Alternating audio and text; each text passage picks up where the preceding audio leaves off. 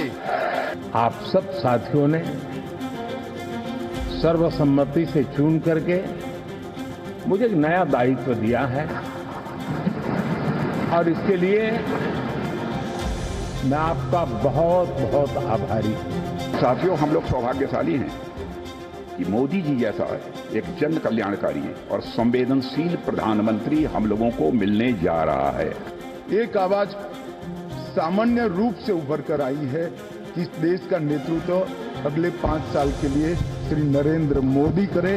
Today India is having a right leader, right time. That is Narendra Modi.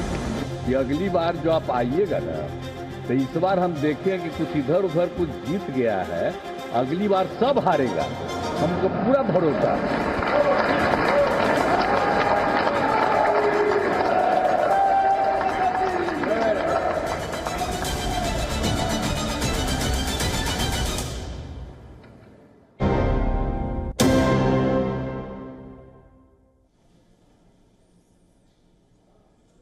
There's massive speculation on who among the BJP and NDA alliance partners will get ministerial berths. A tea party is underway at Prime Minister-designate Narendra Modi's official residence ahead of the oath-taking ceremony today. 48 leaders from the BJP and the NDA alliance are present at this meeting. It is expected that they will be given berths in the Union Cabinet at the swearing-in ceremony this evening. BJP leaders Amit Shah, JP Nada, Rajnath Singh, Kiran Rijiju, Jyotiraditya Scindia, Manohar Lal Khattar, Shivraj Singh Chauhan and other party leaders are in attendance. Leaders from the alliance partners, the TDP, JDU, NCP, Shiv Sena and other parties are also expected to be sworn in as cabinet ministers this evening.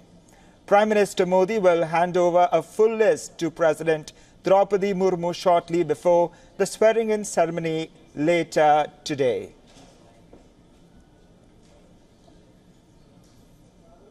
Our principal diplomatic correspondent Siddhant Sibil is joining us live from New Delhi.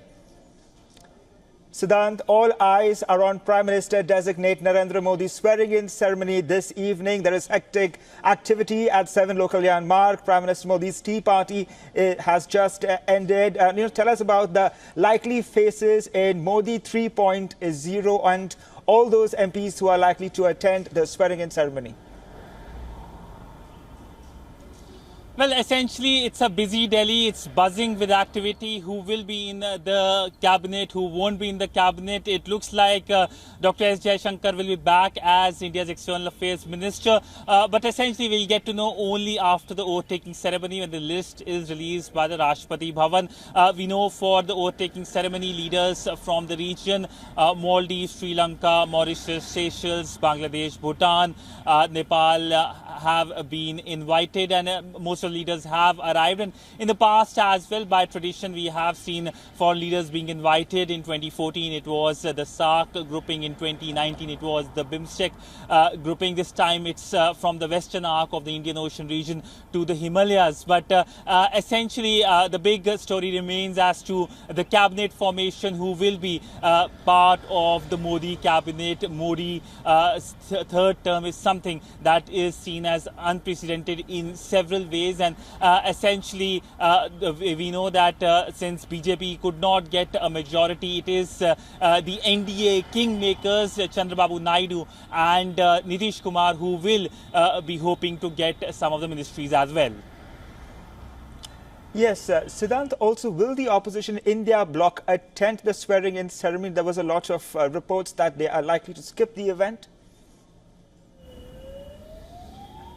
Well, essentially, it looks like the opposition will be part of the oath-taking ceremony. In fact, Delhi is buzzing like this. If my camera person can show you across Delhi, you can see such cavalcades, such convoys moving around. But yes, I can confirm that the opposition will be taking part in the oath-taking ceremony later today. We know that the opposition had criticized that they haven't got the invites, and then they said that they're going to meet and decide. And it looks now confirmed that the opposition will be present at the big ceremony at the Rashtrapati Bhavan. We have to wait and see if there are any surprises in the 3.0 Modi cabinet, and we're also being joined now by Siddharth MP from Chennai and Disha from Mumbai on the phone line. Disha, as there is news that NCP's Ajit Pawar faction being miffed for not getting any calls for inclusion in the cabinet. What more are you picking up on this? Well, absolutely, Lars. Before the oath ceremony, the Ajit Pawar-led NCP camp here in Maharashtra is significantly upset about not receiving any invitation to join the cabinet here in concern. In fact, what we've also been told that none of the leaders of the Ajit Pawar-led NCP camp have received the cabinet call yet, and this has led a lot of outrage allegedly to the Ajit Pawar and his camp. They are very much upset, and as we speak currently, the BJP leaders of the NDA, including Devendra Fadnavis, they have rushed and they are taking a meeting with the NCP leaders to manage the entire situation. Because remember, all we know that before there were two names from Ajit Pawar camp which was sent out earlier before the elections really took place. But after the NCP's Ajit Pawar's poor performance, because they won only one seat out of the total four they contested, they have not received any cabinet call yet, and this is something which is significantly important for the NDA here in Maharashtra. So now the BJP leaders are doing a meeting with the NCP leaders here in concern, and maybe in some time we'll come to know how the situation was managed by the BJP leaders. We're also learning, Disha, that Devendra Fadnavis, the Deputy Chief Minister of Maharashtra, has rescinded his resignation and is reportedly planning ahead after the performance of the BJP-led alliance in the state. Well, absolutely. It was earlier this week after the results that came out, Devendra Fadnavis, who is the BJP leader here in Maharashtra, because of the party's poor performance, allegedly he thought that he takes the entire responsibility for the NDA not getting some good numbers here in the state, and that is why he wanted to resign the party and he wanted to fully focus on the assembly elections of the state, which are scheduled to take place late this year. But of course, these leaders, they went to Delhi, they met the top BJP leaders as well, including Amit Shah. And Amit Shah was the one who advised Devendra Fadnavis not to really resign from the party and to be very much part of the NDA here in Maharashtra, and to obviously take corrective measures to improvise the entire situation and what best can be done. So as of now, we are awaiting a final confirmation from Devendra Fadnavis as to what he has decided about his resignation or not. But sources are telling us that the meeting with Amit Shah was conclusive as we speak. Right, Disha, to continue tracking for us all the developments out there. It's a must-watch, the 3.0 Modi cabinet. Now, we're also joined by Siddharth MP from Chennai. Siddharth, we are learning that Suresh Gopi, BJP's lone MP from Kerala, is set to be a cabinet minister in the Modi 3.0 government after receiving a call from the Prime Minister on Sunday morning. What are you picking up on this development?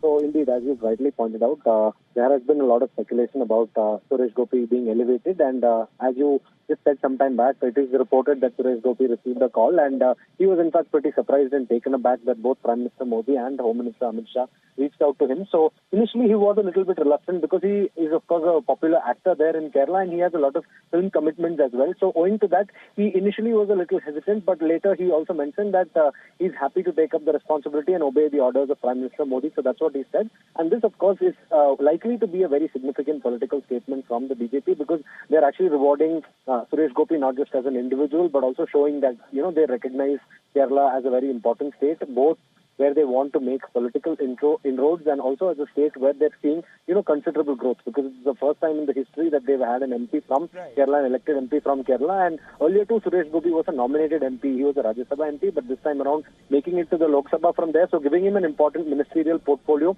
would sort of show the BJP's real intent towards the south. And of course, having a representative from Kerala and from Thrissur itself is something that BJP can see as a matter of prestige.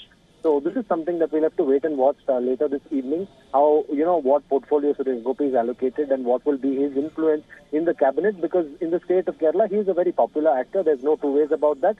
And he's also been a leader that, won with a significant margin, more than 60,000 votes. So that goes on to show the kind of popularity and standing he has there. And it won't be surprising at all to see that he's being rewarded big commensurately to his performance there. Right, and also talk us about Tamil Nadu. We're also learning that BJP Chief Annamalai is likely to be made Minister of State in the Modi cabinet. What are you picking up on this development as well? So this is a little trickier one to crack, because speculations are there that Annamalai could also be elevated, despite the fact that the BJP was routed in Tamil Nadu. The NDA itself did not win a single seat in Tamil Nadu. It was a sweep 40 out of 40 by, the India Alliance, both in Tamil Nadu and in Puducherry. But BJP has had the habit in the past also of elevating people who have been unsuccessful in elections to Minister of State posts. We had it earlier in MOS L. Murugan. So he was there as a junior information broadcasting minister. So he was elevated in the last term. So this is nothing new, and this is also on expected lines, because one, it shows that, they're rewarding their people who worked over there, and also a message that, we don't want this region to go unrepresented. They always want a voice from that region in parliament. So this is a sort of idea that they've always had. So perhaps a nominated berth for Annamalai is something that is being speculated for. But Annamalai's case is also pretty unique, because in the longer run, he's a pretty young political leader. He's just 39, and he made his political foray just about 4 years back. So with such a young face, of course, they might want to elevate him as minister for the short run. But I think the long-haul plan for Annamalai is to actually, strengthen the BJP for what will be the assembly elections in Tamil Nadu in 2 years from now, 2026. Tamil Nadu will go for assembly polls. So the idea would be to sort of capitalize on what the BJP has done so far. So now they've got double-digit vote share. They've reached almost 11-12%. So they would want to build up on that and ensure that they can repeat such kind of impressive numbers and then notch up the numbers in Tamil Nadu Assembly as well. So 2026 Assembly polls, 2031 Assembly polls. So that's what they'd be gunning for in the longer run, to sort of, foster their presence in the state itself.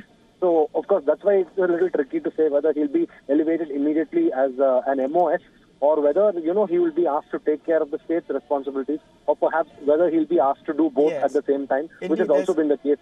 Right. So that indeed there's hectic activity in the national capital. All eyes are on Prime Minister Modi's swearing in this evening, and all those ministers who are likely to be sworn in as well. Thank you so much for joining us on the broadcast.